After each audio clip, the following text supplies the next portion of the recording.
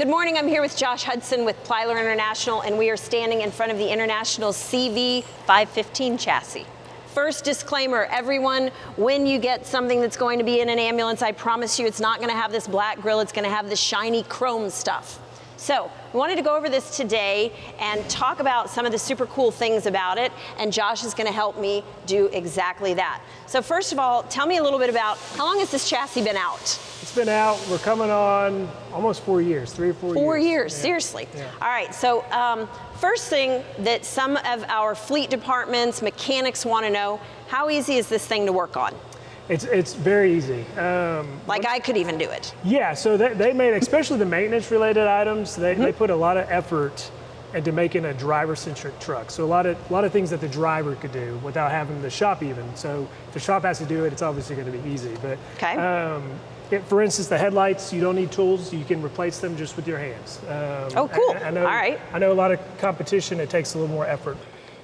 So I know that for some of our maintenance folks, having to take the cab off to service the engine is a big dang deal. We don't have to do that in this situation. You do not. So as you can see, there's plenty of room to get in there. Okay. What all can I service from this? Belts, engine, tell me what all I can do from here. Belts, engine. So on the driver's side, you have some quick access points, power steering fluid, check your oil levels, fill your oil, transmission, brake fluid, all of that on the driver's side, all as you can see, easily accessible.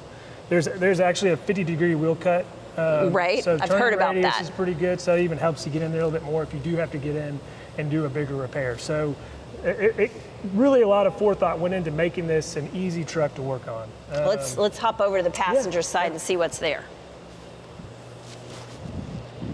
And kind of to touch on what Laura said, this is a very base model spec. Most of the trucks that come to Laura have much more chrome on them, nice interiors, much more of a driver feel when we kind of get to that. But so let's talk a little bit about, I know one of the things that people like about this truck is the engine and the transmission. I know this has an Allison transmission in it. Now the engine, I don't want to say the wrong words to anybody at International, but I know that it's a 6.6 and maybe used to be a Duramax, but is now an International. I think it's a heck of a good engine. Tell me a little bit about it. Tell me, it looks like it's, again, super accessible. And as you said, with that 50-degree cut, you can get in here and easily work on it again, not having to take the cab off, correct? Correct. So it is an International branded engine. Okay. Kind of partnering with the right kind of suppliers to make, we thought, the perfect truck for this application was getting that engine in there that people know and are comfortable with. And the same goes with the transmission. We're packaged with the Allison transmission, yep. Which is, industry leader for years, which brings many different types of transmissions. So I feel like the corporate team did a fantastic job putting the right people together to build the perfect truck. So. Now, what about maintenance intervals? How often do we need to do things to it? And is it needing to go to an International dealership to do those things? Or can the fleet mechanics, can they do these things in their own shop? Oh yeah, I mean, most of this is done in the shop. So basic, and I mean, you can kind of see here, easy coolant fill, easy washer fluid fill, everything for maintenance related quick items are right at your fingertips. Doing oil changes, obviously no big deal. So most of it, not a problem, doing it in your own shop. If it does turn into an issue that, for instance, is warrantable and it needs to go into a facility, again, it's not, we have, most International dealers are really unique where everyone in the shop knows that I work on a diesel. So there's a lot of people that are able to get on this and fix it. Not very complicated versus what they're doing on some of the bigger stuff. So we get a lot of comfort level as far as our teams kind of getting in and fixing some of these items. So nothing too much that trips us up kind of working on this truck, currently speaking. So now this one has the leaf spring suspension that's coming from the factory. Obviously, any of the ones that we're getting are going to have a liquid spring suspension system. Now, it's not factory, it's what it is factory, it's what's called a TSC, which is a truck specialty center. Yes, So it's going essentially kind of right across the street and getting the liquid spring installed. What's that going to do from a ride quality standpoint? So sometimes people think, big truck, it's not going to ride well. We've had great luck with the liquid spring system. What's the feel for this thing when we're putting a rescue body, an ambulance body, something like that on the back of it?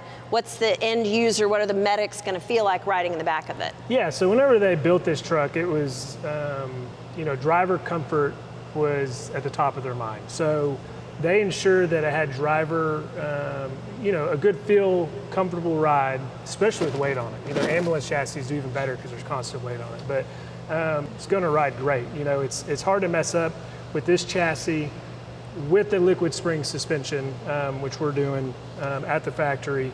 Is going to have a good ride. I can pretty much tell you that. Okay. Well, fantastic. Well, we're excited. I know we have supply chain issues.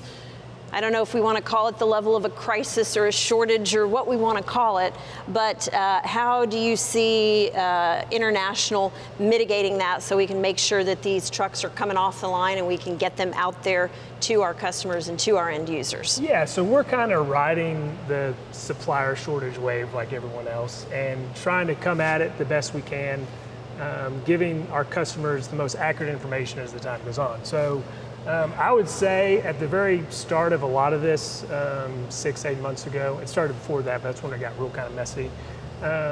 International took a pause and kind of got their stuff together so that they could be more clear and concise on the information that was forthcoming, and they've done that. So it is a game that changes. I'm not making any promises that something's not going to happen again to shut down factories and all that, but things have been streamlined. They've kind of worked within those tough parameters. They got a better feel for what suppliers are bringing. So again, I can't promise that things are going to be built the day that we say they're going to be built, but we're seeing less volatility.